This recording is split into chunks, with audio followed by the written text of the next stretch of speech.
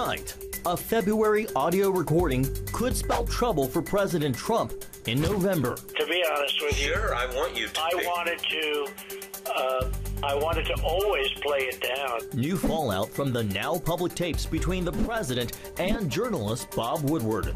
Plus, if Biden's going to have a chance in November, he needs those swing voters. How future Supreme Court picks could drive people to the polls. And the latest on the wildfires threatening the West Coast. All this and more tonight on Faith Nation.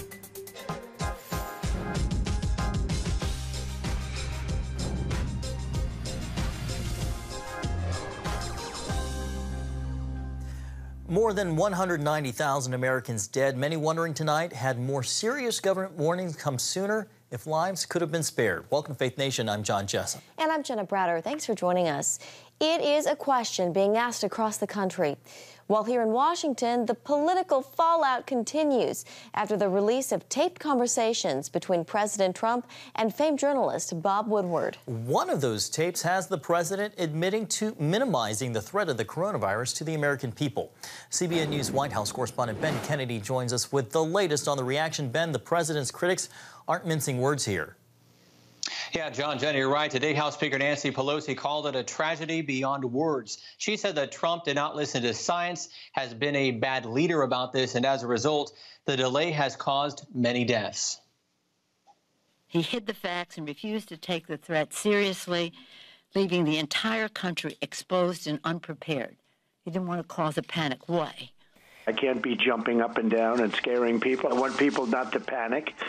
And that's exactly what I did. President Trump defending himself after the release of remarks he made on tape months ago. It's also more deadly than your strenuous flus. This is more deadly. This is 5 per. This is 5% versus 1% and less than 1%. So this is deadly stuff. The recordings are part of an interview with journalist Bob Woodward for his new book, Rage. They show Trump understood the seriousness of the disease back in February and March, but chose to play it down. I wanted to always play it down. I still like playing it down. Yes, sir. Because I don't want to create a panic. Trump called the book a political hit job, tweeting, "Bob Woodward had my quotes for months. If he thought they were so bad or dangerous, why didn't he immediately report them in an effort to save lives? Didn't he have an obligation to do so? No, because he knew they were good and proper answers. Calm, no panic." Democratic presidential nominee Joe Biden called it a life and death betrayal and blames Trump for thousands of deaths due to COVID. He knew how deadly it was. It was much more deadly than the flu. He knew and purposely played it down. Worse, he lied to the American people. He knowingly and willingly lied about the threat it posed to the country for months.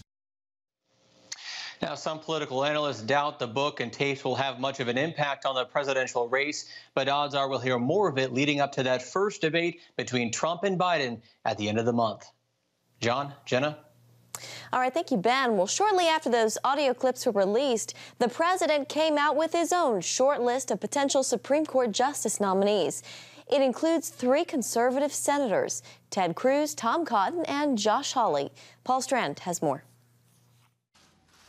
President Trump surprised many by putting 3 senators on his new Supreme Court nominees list, but that might be helpful strategy in getting them confirmed. It's a little bit harder for the Democrats to oppose one of their colleagues. I'm not saying that they wouldn't do it, but I think it's a little bit harder really on either side of the aisle to demonize somebody who you've worked with for the last number of years. And Senate experience doesn't mean lack of judicial experience. Both Senator Hawley and Cruz clerked for Supreme Court justices. Senator Cruz has argued several times in front of the United States Supreme Court, so I certainly think that they're qualified. Levy says those on the list are the type who'll stick to the original meaning of the Constitution, whether it's popular or not. Someone who has a track record of following those principles, even when it's going to anger the media, cultural, and academic elites of our nation. Trump blasted the kind of Supreme Court he says Joe Biden would build. It will fundamentally transform America without a single vote of Congress. Radical justices will erase the Second Amendment, silence political speech, and require taxpayers to fund extreme late-term abortion.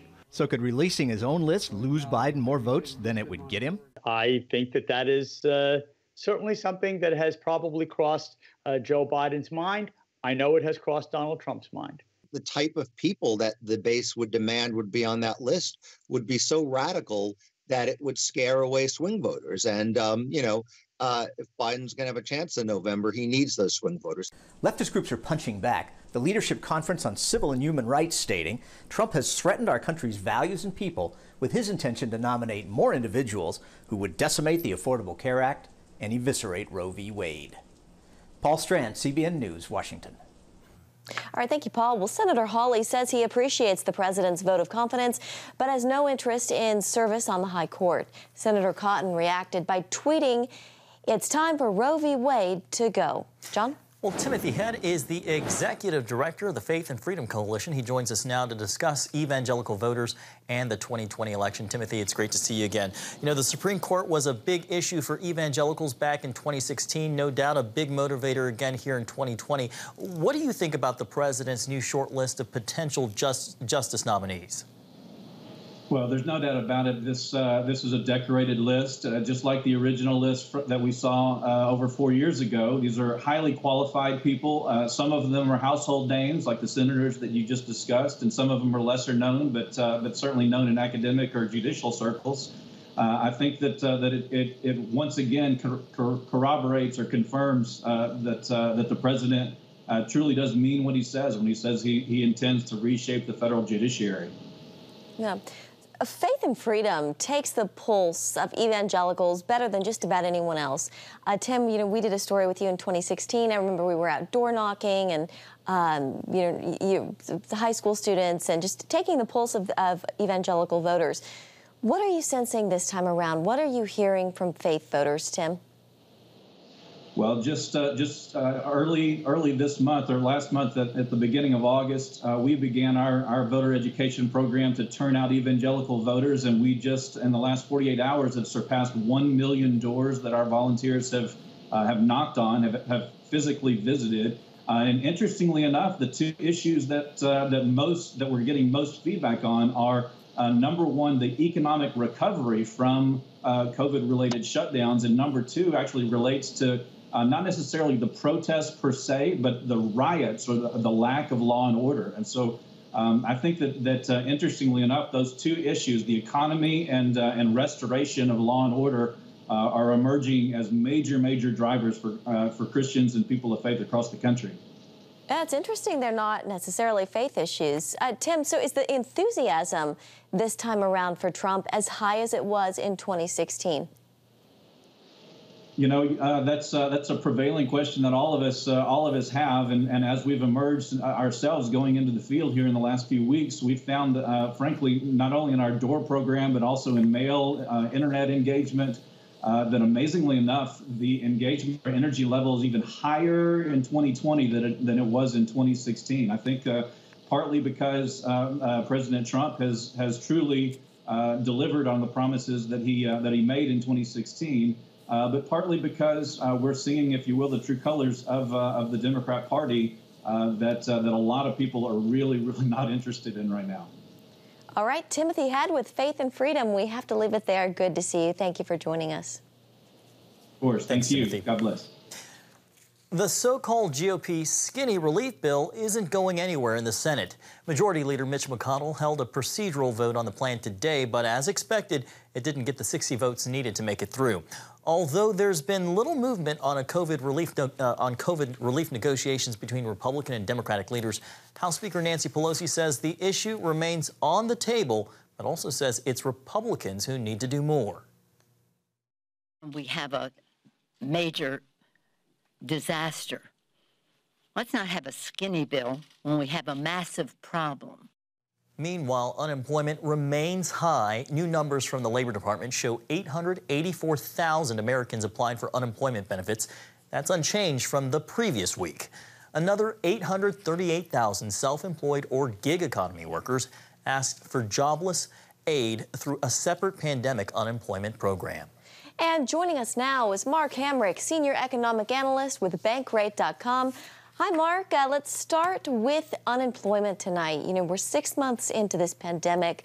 Unemployment remaining incredibly high. Are the jobs lost at the height of this pandemic, Mark, gone for good? Some of them, no doubt, are, Jenna. And I think as the longer we go through this economic downturn, and we will have some time to continue to work through this, there is a risk that not only do we lose more jobs, but some of the jobs that were previously lost, seen as temporary, morph into permanent job losses.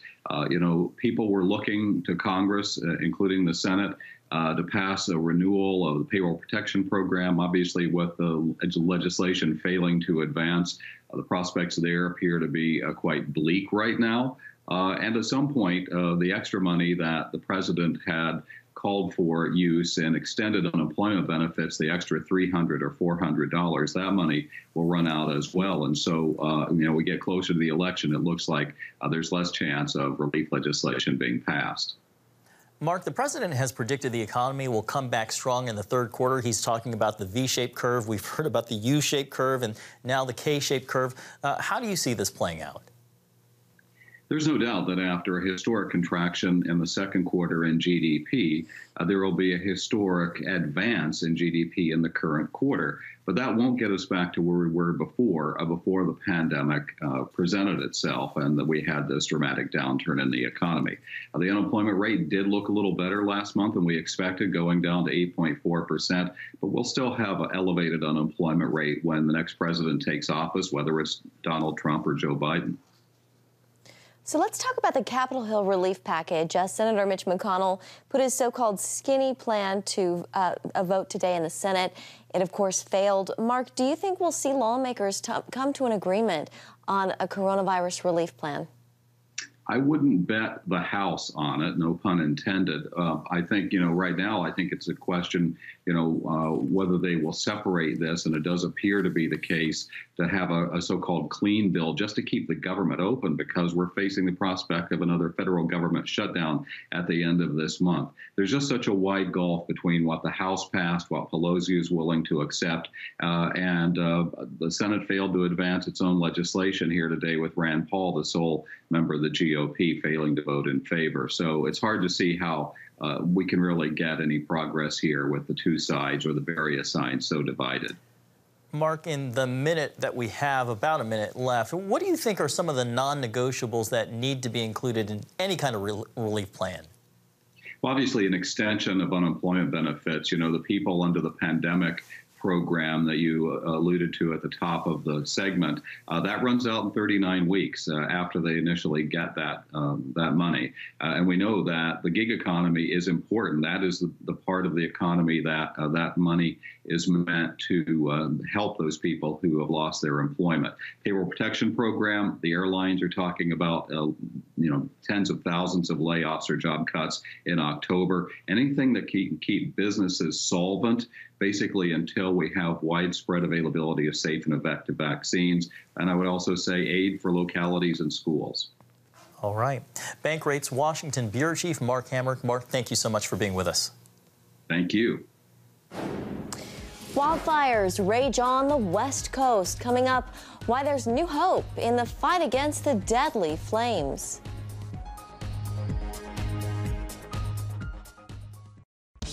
Introducing the CBN Bible from CBN.com.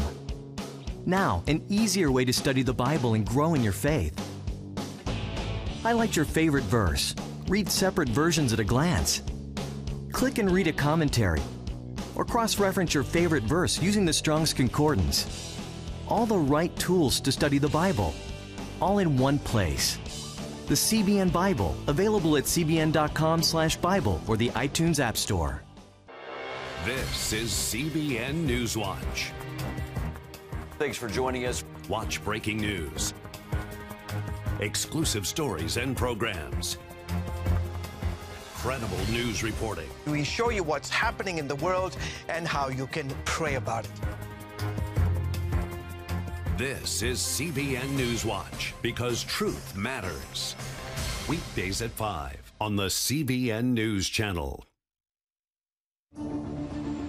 Yes, right on time. from Superbook. Pepper's Pizza Palace is donating pizza for everyone today. Wait. I have big plans today. Trust in God even when times are tough. He has a plan for your life. Hey, we're gonna be late for the grand opening. My parents want me to help with this outreach thing, feeding the community. What am I supposed to do here? Superbook! Join the Superbook Club and get Superbook The Birth of Moses, plus 2 copies to share with others, all for your gift of only $25. Pharaoh ordered all newborn Hebrew boys thrown into the Nile River, and I have a 3-month-old brother. The Birth of Moses. Yours for a gift of only $25. What will you do the next time the soldiers come? I do not know, but I trust God has a plan for all of us.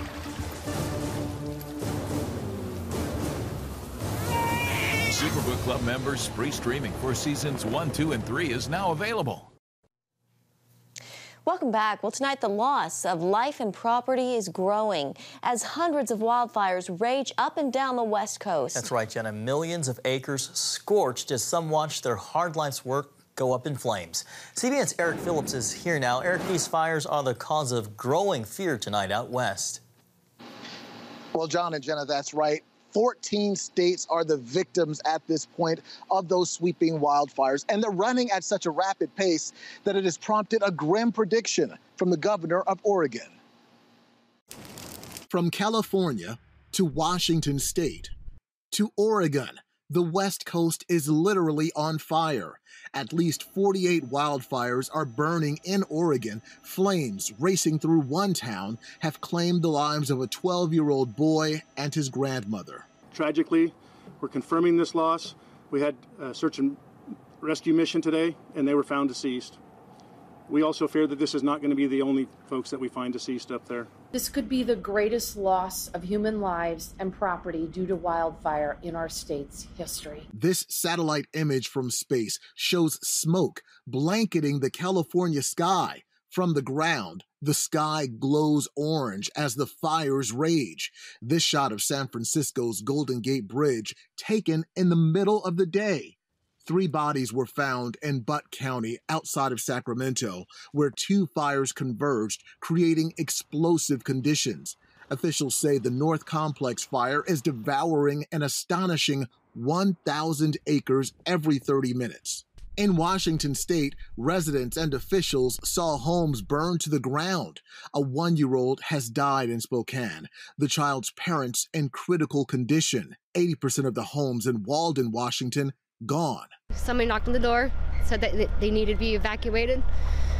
He got his stuff and the dog food and headed on out. Before you know it, this is what happened to our house. You can see in another image from space how the entire West Coast is covered by smoke, thousands clogging highways as they are forced to evacuate. The sad reality setting in for those who have had the chance to survey the damage. My wife passed away 5 years ago, and we came here to look for her ashes. Everything we have is here. We have nothing but this here, clothes on my back, and that's it. No food, no gas, no money, no nothing. We're starting from square one. Many families like his starting over. And while the fires have so far claimed 8 lives, there are still many others unaccounted for. Back to you. So tragic. Thank you, Eric. Well, speaking out for religious freedom lands one man in jail. We'll show you where and what the U.S. is doing about it. Next on Faith Nation.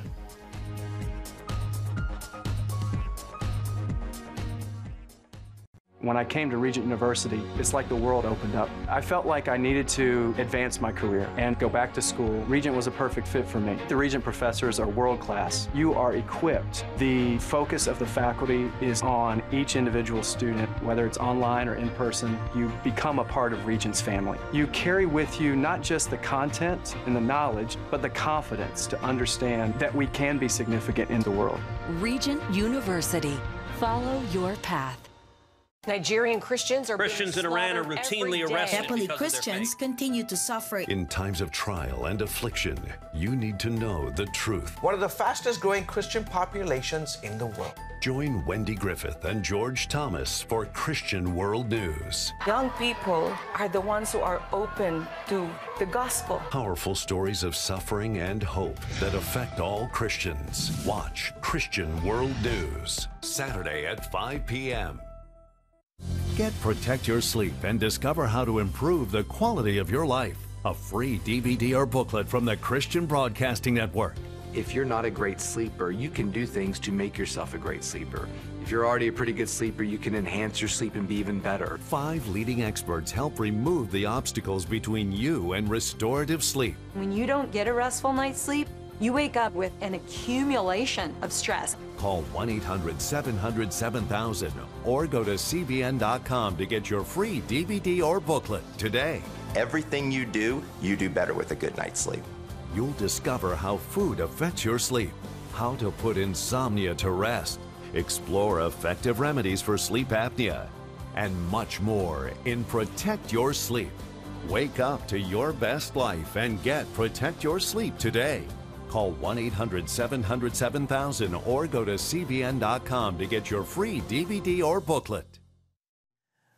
Welcome back. More than half of Americans say religious beliefs are a matter of personal opinion, not objective facts that result from the State of Theology survey from Lifeway Research. Among some of the other findings, 52% agree Jesus was a great teacher, but not God. 64% say God accepts the worship of all religions, including Christianity, Judaism, and Islam. And 6% think hell is a real place where certain people will be punished forever. Well, a man's life is on the line for allegedly insulting Islam. His wife claims he narrowly escaped a recent assassination attempt in a prison in Saudi Arabia. The Saudi blogger Raif Badawi has been in jail since 2013. George Thomas spoke about Badawi's case with Nadine Mienza of the United States Commission on International Religious Freedom. Nadine Mienza, thank you so much for coming on the show. Raif Badawi has been in prison in Saudi Arabia for 8 years. Explain the facts of his case.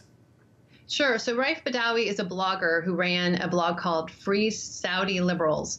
And in 2012, he was arrested on charges of insulting Islam. He was sentenced 2 years later to 10 years in prison, 1,000 lashes, and a large fine and a travel ban. And in 2015, he was given 50 lashes outside a mosque in Jeddah.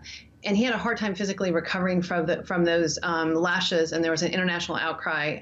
So they paused that. You know, I've read Raif Badawi's blog posts, and they were beautiful. He questions things, uses humor, but nothing deserving of the punishment they gave him. His wife recently made the claim that there was an assassination attempt on his life in prison. How has he been treated while in custody?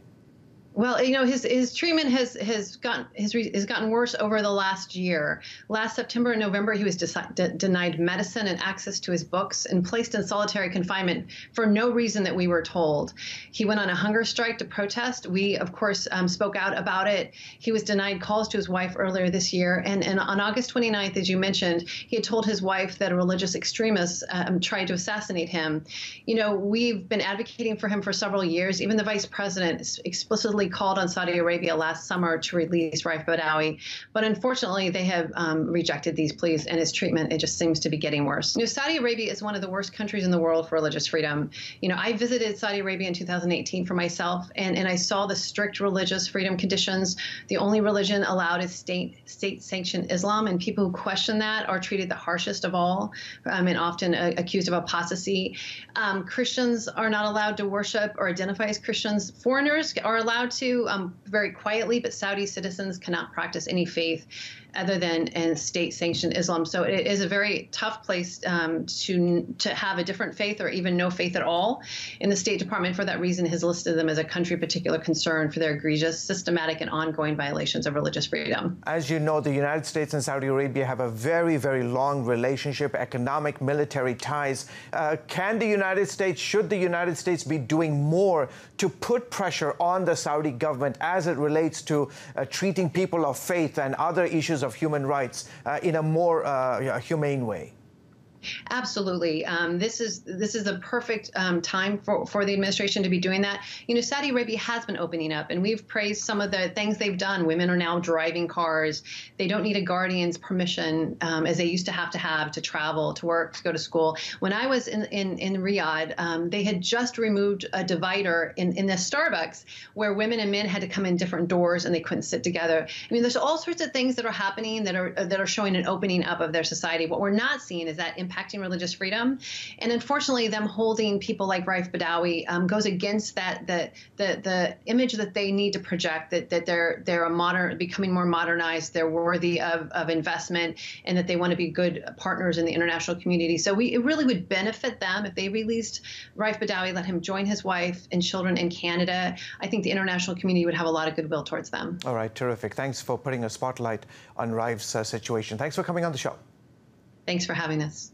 And thank you, George. Illuminating the sky to remind people to never forget. You're watching CBN's Faith Nation. We'll be right back.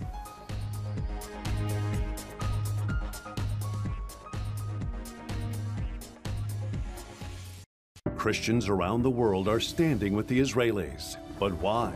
In CBN's free magazine, Friends of Israel, you'll discover why Christians are supporting the Jewish state, how Israel is fulfilling prophecy as a light to the nations, and ways you can pray for the people of Israel.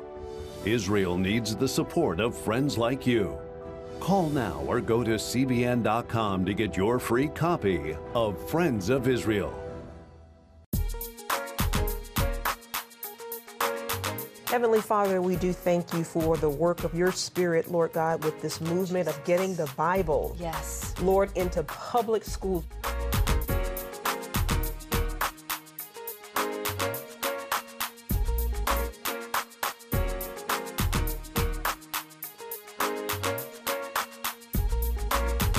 Watch The Prayer Link, Tuesday nights at 6:30. Hey, if you're tired and exhausted all day, you can't think clearly, and you really just need a cup or even a pot of coffee to get through your day, then join me, Dr. Josh Axe, for this new series where I'm going to teach you how to transform your diet and use essential oils and supplements to get a better night's sleep. Get Protect Your Sleep and live your best life with innovative information from 5 leading sleep experts. If you're not a great sleeper, you can do things to make yourself a great sleeper. If you're already a pretty good sleeper, you can enhance your sleep and be even better. Discover a sleep-enhancing bedtime routine, how to put insomnia to rest, learn how to relieve pain that disturbs sleep, and much more in Protect Your Sleep. Everything you do better with a good night's sleep. Wake up to your best life. Call 1-800-700-7000 to get your free DVD or booklet of Protect Your Sleep today. Don't miss out on this brand new series. Finally tonight, tomorrow marks 19 years since the terror attacks that brought the world to a standstill. That's right, ahead of the September 11th anniversary, a special light tribute to honor the lives lost that day. Here in the nation's capital, the Towers of Light tribute can be seen in the sky near the Pentagon, one of the locations terrorists targeted 19 years ago. The double light beams are meant to symbolize the fallen World Trade Center towers. Jenna, it's hard to believe that was 19 years ago. Yeah, it is. Everybody I've talked to is saying that. It's just incredible. 19 years has passed. That's right. It's still, yeah, just a day to remember. Have a good night.